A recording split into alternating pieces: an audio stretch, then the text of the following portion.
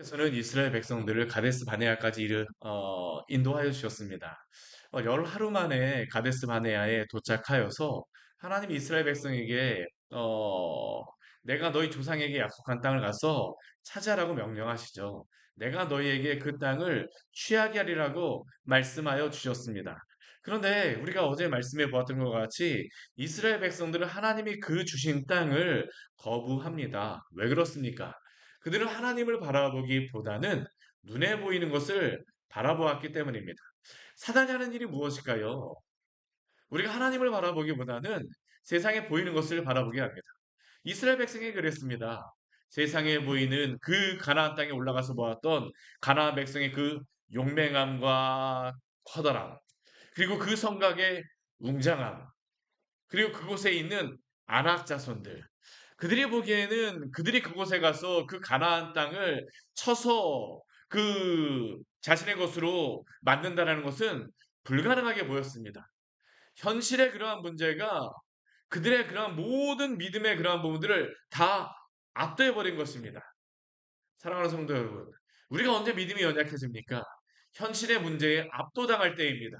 근데 우리가 그것을 이기는 방법은 무엇일까요? 한 가지밖에 없습니다. 우리가 이 민수기의 말씀도 보았었고 신명기의 말씀을 다시 한번 그 민수기에 있었던 그러한 말씀을 정리하면서 이 앞쪽에서 우리가 보는 것인데, 하나님께 압도당하지 않고 세상에 압도당하게 되면 우리는 두렵고 무서울 수밖에 없습니다. 우리가 그것을 이기는 방법은 하나님을 바라보는 것입니다.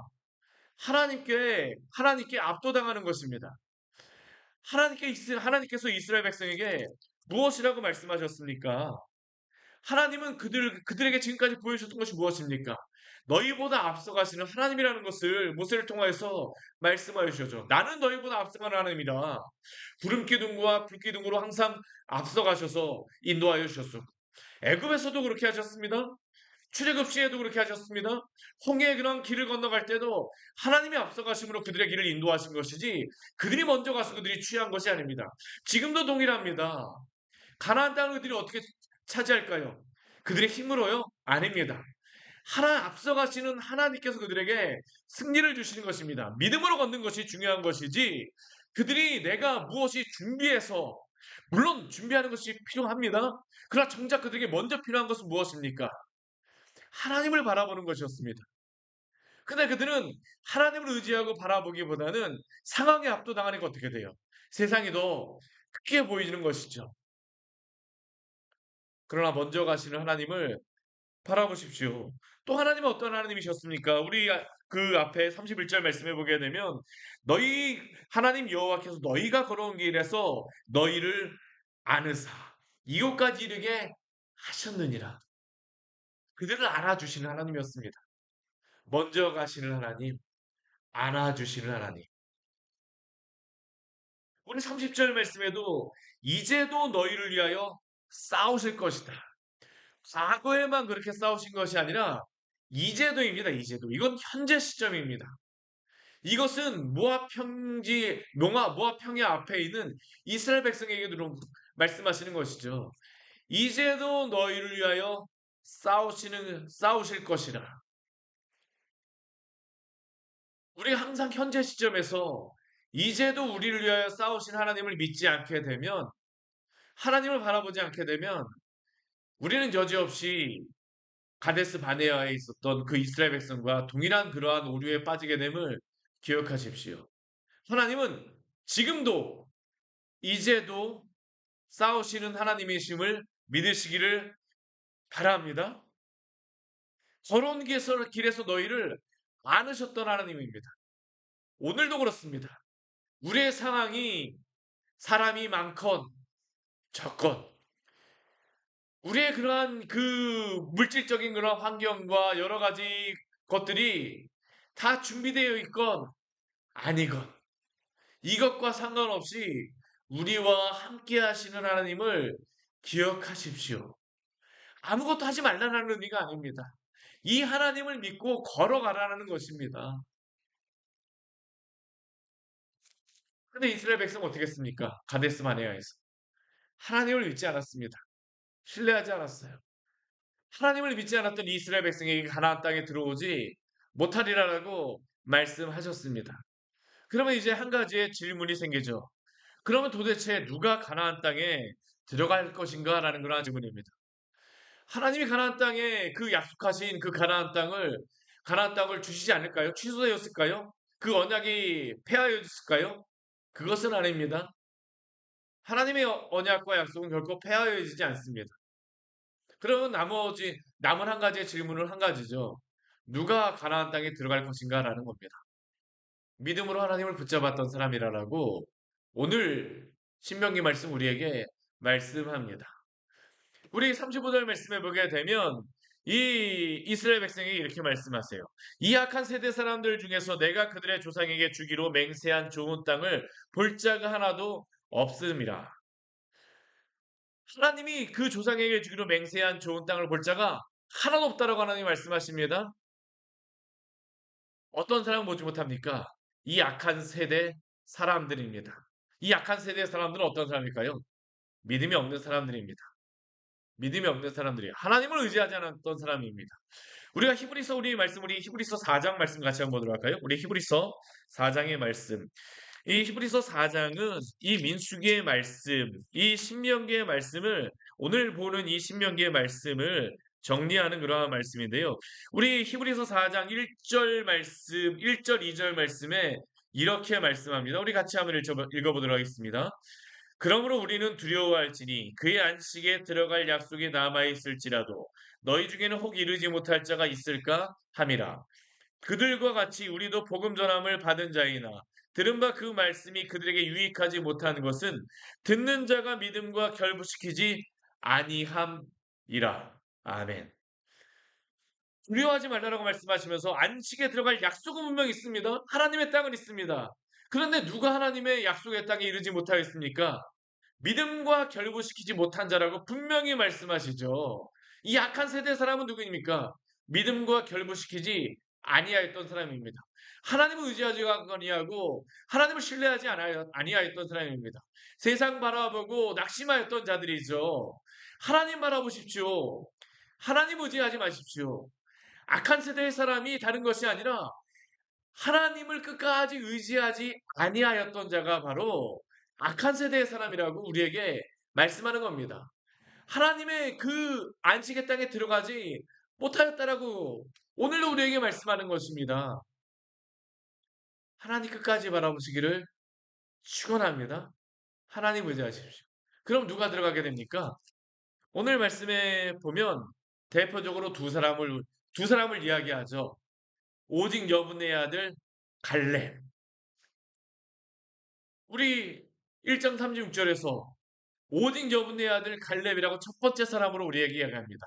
이 사람은 유다 지파의 그러한 정탐꾼으로 갔던 그러한 사람입니다. 그 사람은 어떻게 그 가나안 땅에 들어갈 수 있습니까? 온전히 여호와께 순종하였은즉. 누가 순종합니까? 하나님을 믿는 사람이 순종하는 겁니다.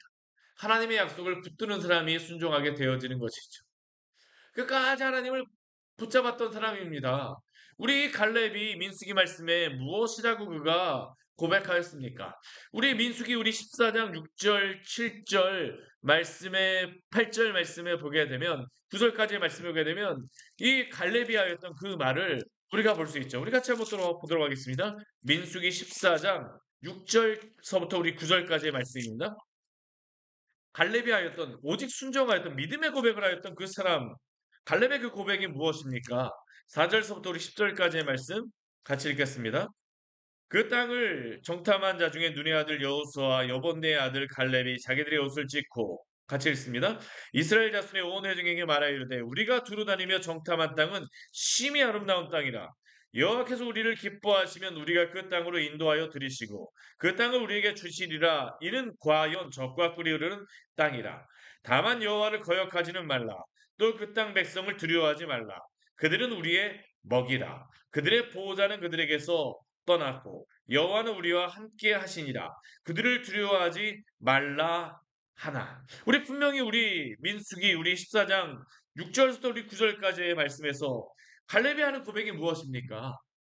이스라엘 백성은 그 거대한 아낙 자손과 이스라엘 백성 그 가나안 그 족속 앞에서 자신들이 메뚜기와 같다고 이야기하는데요.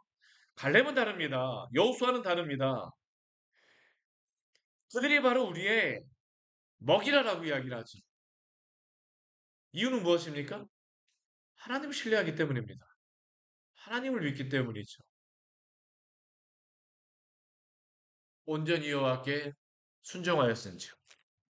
그런데 이 갈렙이 집안이 좋습니까?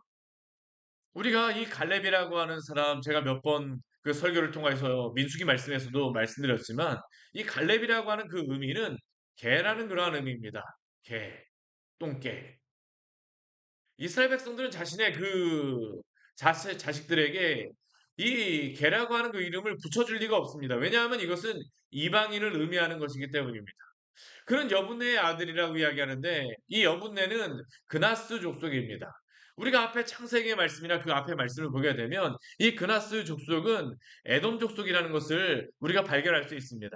결국 이 갈렙이라고 하는 사람은 유다 지파의 사람이 아니었어요. 그 허다한 잡족이 그 이스라엘 백성이 출애굽할 때 같이 나오게 되었었는데 갈렙도 그들 중에 하나였다는 겁니다. 근데 어떻게 갈렙이 유다 지파의 정탐꾼이 되고 어떻게 가나안 땅에 들어가는 한 사람이 될 수 있습니까? 믿음으로 결부시켰던 사람이죠. 온전히 여호와께 순종하였던 사람입니다. 믿음을 가지고 하나님 앞에 끝까지 나아갔던 사람입니다.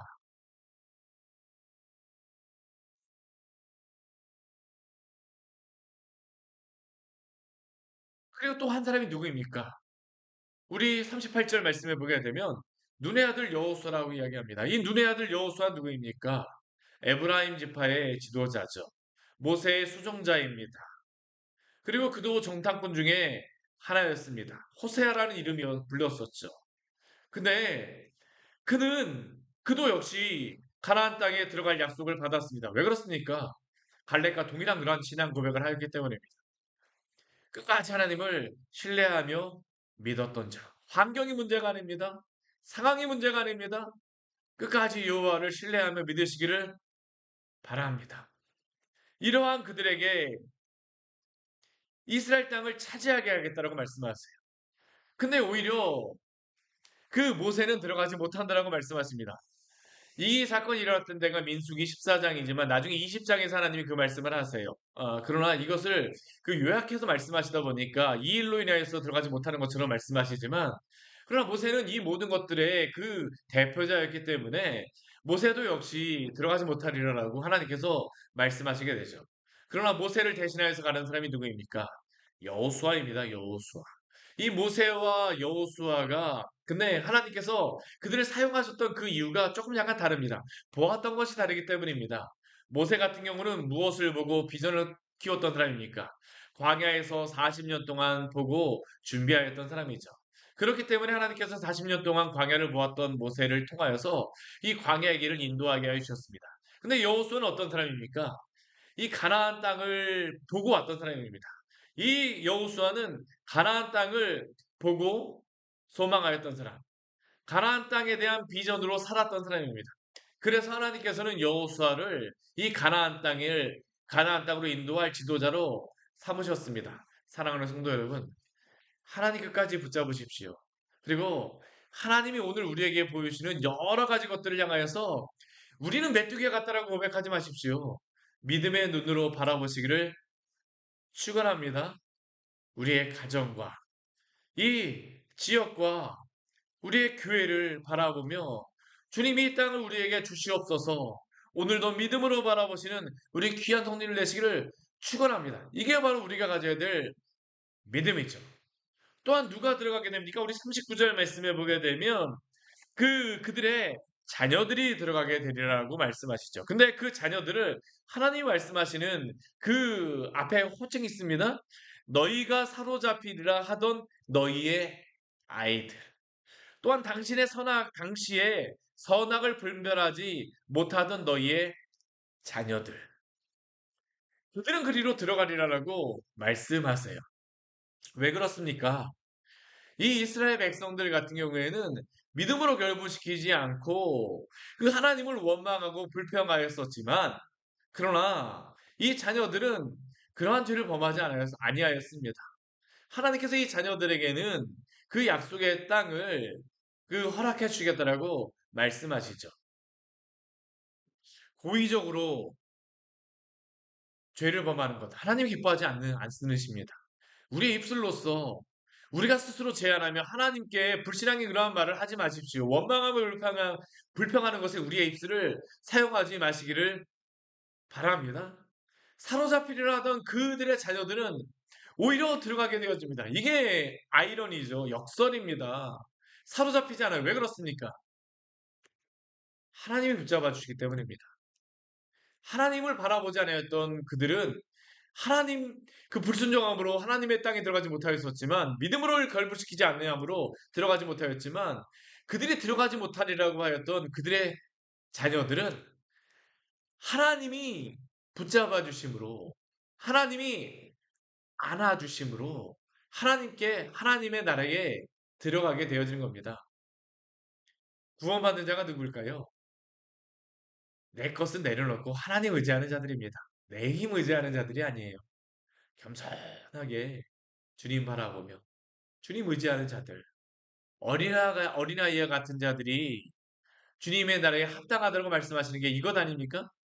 세상에 다른 것 의지하는 것이 아니라 내 힘으로 들어가겠다라는 것이 아니라 주님 의지하였던 자들을 주님이 이끌어 준다라는 겁니다. 오늘도 주님 의지하십시오. 주님 바라보십시오. 이게 바로 성도들의 믿음이죠. 앞에서 믿음에 대하여 말씀하셨다라고 하게 되면 뒤에서는 믿음의 대상에 대하여서 우리에게 말씀하십니다. 우리 41절 말씀해 보게 되면 참 황당한 사건이 또 한 가지가 일어나게 되어집니다. 그 사건이 무엇일까요? 하나님이 이들에게 들어가지 못하리라고 말씀하시자 이들의 마음이 갑자기 변합니다. 이 41절 말씀해 보게 되면 그들이 모세에게 말합니다. 우리가 여호와께 범죄하였사오니 우리 하나님께서 우리에게 명령하신 대로 우리가 올라가서 싸우겠습니다. 아니 갑자기 앞에서는 못 올라가겠다라고 불순종에 원망하고 불평하였던 그들이 갑자기 회개하는 것처럼 하면서 우리가 범죄하였사오니 우리 하나님께서 우리에게 명령하신 대로 우리가 올라가서 싸우겠다라고 말합니다. 근데 하나님께서 이들에게 뭐라고 말씀하실까요? 모세를 통하여서. 우리 42절 말씀에 보게 되면 이렇게 말씀하시죠. 여호와께서 내게 이르시되 너는 그들에게 이르기를 너희는 올라가지 말라. 싸우지도 말라라고 말씀하세요. 이상합니다. 왜 하나님이 올라가지도 말라라고 말씀하시고 싸우지도 말라라고 말씀하십니까? 이들이 회개한 것 같고 다시 돌아선 것 같은데 왜 하나님께서는 올라가지도 말고 싸우지도 말라라고 말씀하십니까? 그 뒤에 보게 되면 그 이유가 분명히 나오겠죠. 내가 너희 중에 있지 아니하니. 참된 믿음이란 무엇일까요? 믿음의 대상이신 하나님과 함께 하는 것이 바로 참된 믿음입니다. 이들이 41절 말씀해 보게 되면 하나님께 순종하고 회개하는 것 같지만 이것조차도 무엇입니까? 하나님과 동행하는 길로 가는 게 아닙니다. 믿음의 삶이란 무엇일까요? 하나님과 동행하는 것임을 기억하시기를 바랍니다. 믿음은 내 방향으로 가는 게 아닙니다. 내 뜻대로 가는 게 아닙니다. 41절에 회개하고 돌아오는 것 같은데 이게 하나님의 뜻대로 행하는 것이 아니에요. 결국에 이것도 무엇입니까? 그들 뜻대로 그들이 마음대로 가겠다는 겁니다. 하나님의 뜻은 무엇이에요? 올라가지 말라라고 말씀하시고 싸우지 말라라고 말씀하십니다. 그곳에 그들과 함께 있지 않냐하겠다라고 말씀하세요. 그럼 그들이 행해야 될 믿음의 삶은 무엇일까요? 하나님과 동행하는 그 방향으로 가는 것입니다.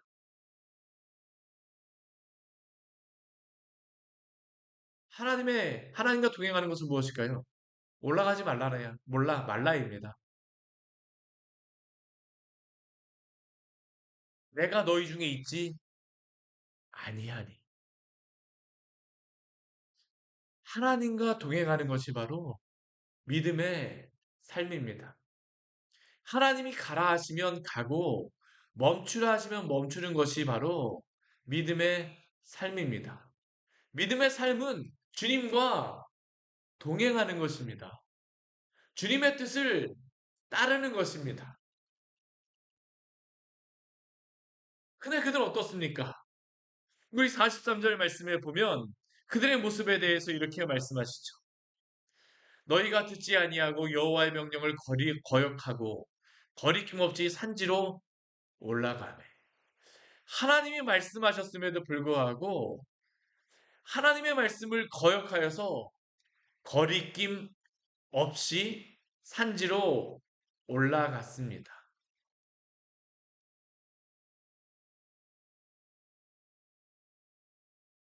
불신앙의 모습이죠. 믿음의 삶은 하나님의 방향으로 함께하는 것입니다. 어떠한 지역이 아닙니다. 하나님과 동행하는 곳으로 함께 가는 것이 바로 복된 길입니다. 그곳이 때로는 사망의 음침한 골짜기처럼 보인다 할지라도 그곳이 때로는 좋은 곳일 수도 있습니다. 때로는 사망의 음침한 골짜기로 보일 수도 있습니다. 그러나 주님과 동행하며 살아가는 것이 바로 믿음의 삶입니다. 그것이 바로 가장 복된 길임을 기억하십시오. 하나님이 가라고 하실 때 가고 멈추라 하실 때 멈추는 것. 순종이라고 하는 것은 하나님의 방향에 함께하는 것입니다. 이게 바로 믿음의 삶이라고 우리에게 말씀하시죠. 우리 45절 말씀해 보게 되면 그들이 패합니다. 호르마까지 이르렀다라고 이야기를 해요. 그들이 돌아와서 어떡합니까? 여호와 앞에 통곡합니다. 무엇이라고 통곡하였을까요? 이전에 하나님이 가라고 하셨을 때는 언제고 우리가 올라가니까 왜 패배하게 하셨습니까? 근데 그들이 하나님 앞에 이때도 원망하고 통곡하였을지 모릅니다. 불평하였을지 모릅니다. 근데 정작 문제는 무엇입니까? 하나님의 방향이 있지 않다라는 겁니다. 여호와께서 그들의 소리를 듣지 아니하시며 그들의 귀에 귀를 기울이지 아니하셨다라고 말씀하십니다. 왜 그럴까요? 주님과 동행하지 않았기 때문이죠. 사랑하는 성도 여러분, 오늘 하루 주님과 동행하시기를 축원합니다. 내 뜻을 주장하는 것이 아니라 하나님의 뜻에 나를 맞추십시오. 믿음이란 내 뜻에 하나님을 맞추는 게 아닙니다. 내가 뜻이 됐는데 하나님이 나를 쫓아왔습니다. 이게 믿음의 좋은 고백이 아닙니다. 믿음의 삶은 내 뜻을 하나님의 뜻에 맞추고 순종시키는 것입니다. 그것이 바로 하나님의 말씀에 순종하는 것이죠. 왜 우리가 하나님의 말씀에 따라 살아야 됩니까? 하나님의 말씀 가운 하나님이 말씀하시는 가운데에 하나님의 뜻이 무엇인지 우리에게 알려주시기 때문이죠.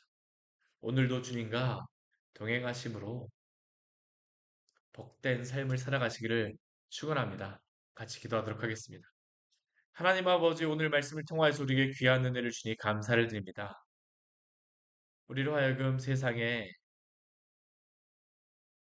눈에 보기에 좋은 곳을 따라가는 것이 아니라 때로는 사망의 음침한 골짜기처럼 보인다 할지라도 그곳을 거부하는 것이 아니라 하나님이 가라 하시면 가고 멈추라 하시면 멈추는 우리 믿음의 성도들 될 수 있도록 은혜 내려 주시옵소서. 우리에게 하나님 아버지 잘 분별할 수 있는 지혜도 허락하여 주십시오. 통찰력도 허락하여 주시옵소서. 세상에 보이는 것 때문에 두려워하지 말게 하여 주시고 우리 하나님 아버지 또한 자존심 때문에 하나님 아버지 올라가거나 내려가는 그러한 일들을 범하지 말게 하여 주시옵소서. 주여 앞에서 주님이 말씀하시는 대로 오늘도 순종하며 무엇보다도 주님과 동행하며 하나님의 그러한 방향에서 성령께서 우리의 마음속에 말씀을 통하여 또한 기도할 때에 주시는 그러한 순적한 길을 따라서 오늘도 행하는 우리 귀한 성도들 될 수 있도록 은혜 내려 주시옵소서. 오늘도 저희 삶을 당신 앞에 맡깁니다. 주여 함께하여 주십시오. 예수님 이름으로 기도드립니다. 아멘. 오늘 말씀 같이 기억하시면서 기도하며 나가도록 하겠습니다.